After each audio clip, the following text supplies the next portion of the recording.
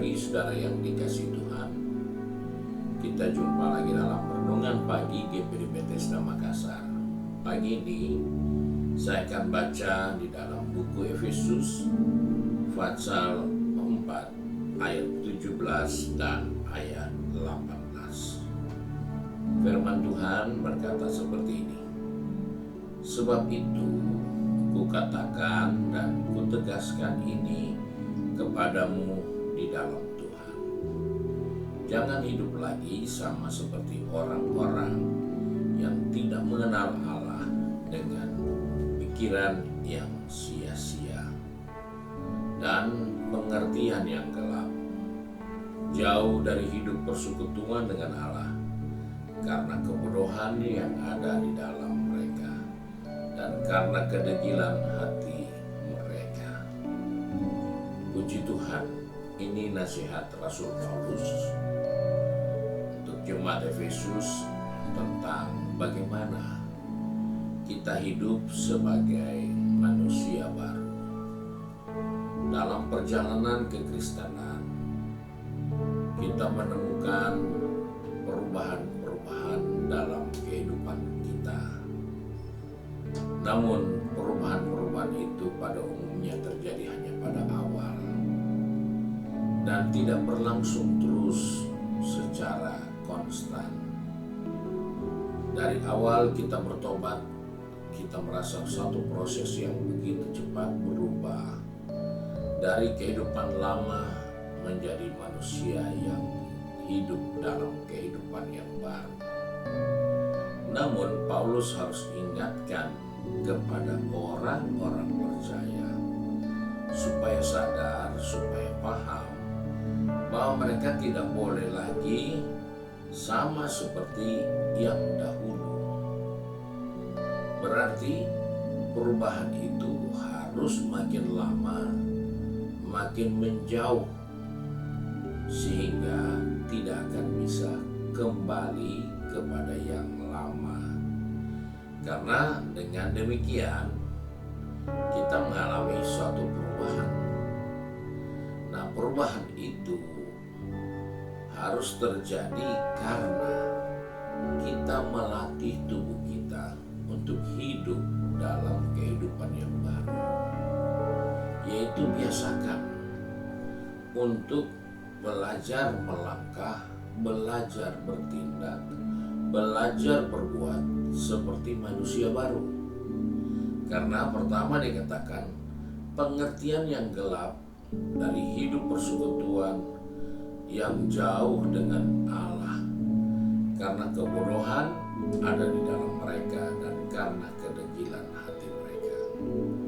Jadi kita harus tahu bahwa kalau kita tidak beranjak pindah dan membiasakan diri hidup dalam hidup yang baru, maka pikiran kita, pengertian kita itu hilang, gelap, dan kita akan kembali kepada persekutuan yang lama, kehidupan yang lama, karena pengertian yang gelap dan persekutuan dengan Allah yang tidak terjalin dengan baik.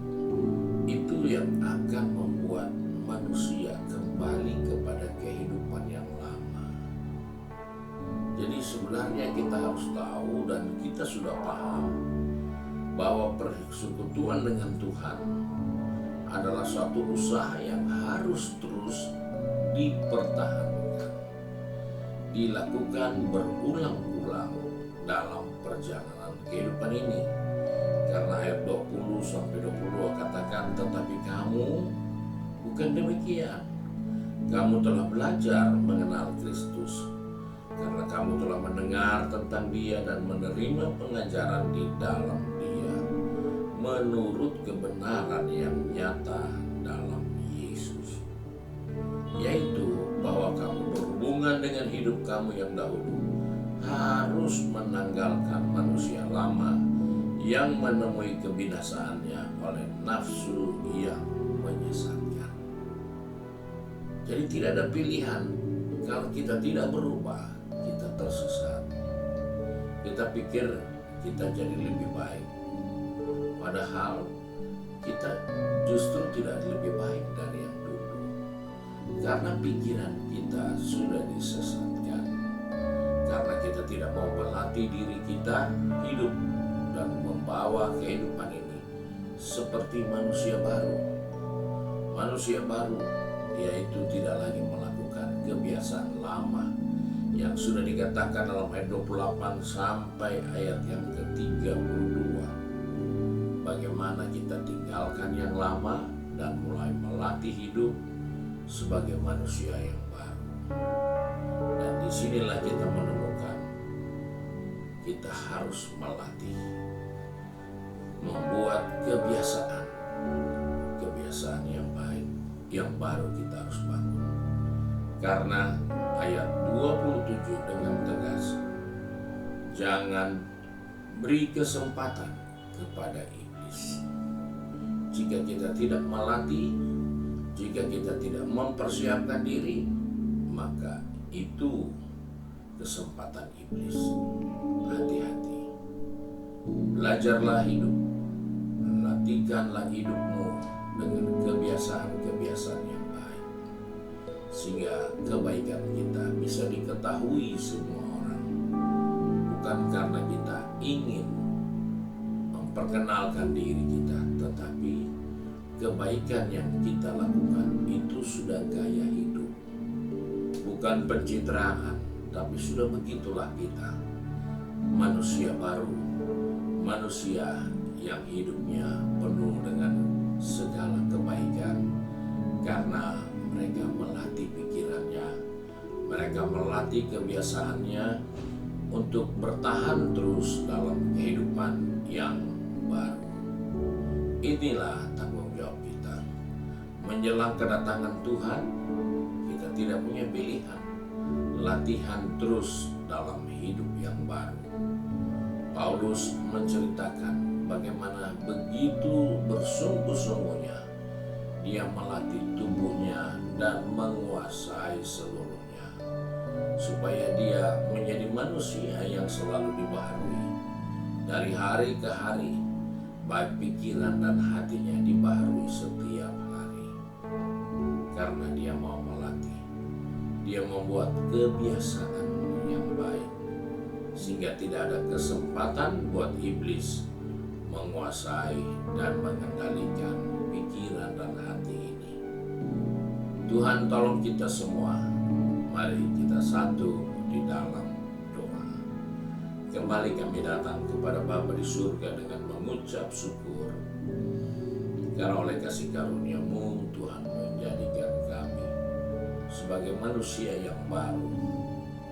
Karena itu kembali kami datang kepada-Mu, pegang tangan kami, atur langkah kaki kami, agar kami selalu terus berjalan menguasai diri kami menurut ukuran iman yang Tuhan sudah berikan, agar kami bertahan dalam kehidupan yang baru dan melakukan terus perbuatan-perbuatan yang baik yang berkenan kepada-Mu yang sempurna.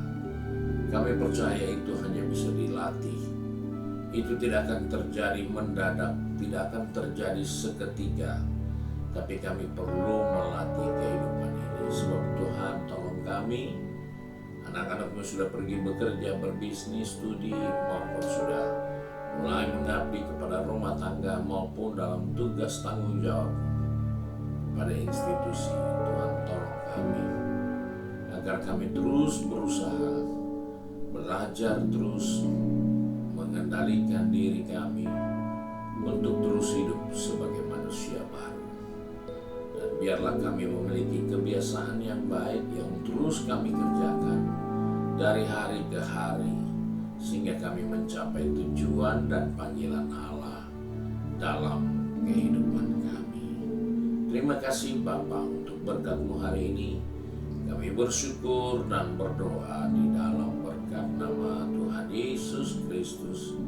Haleluya. Amin. Selamat pagi saudara. Tuhan Yesus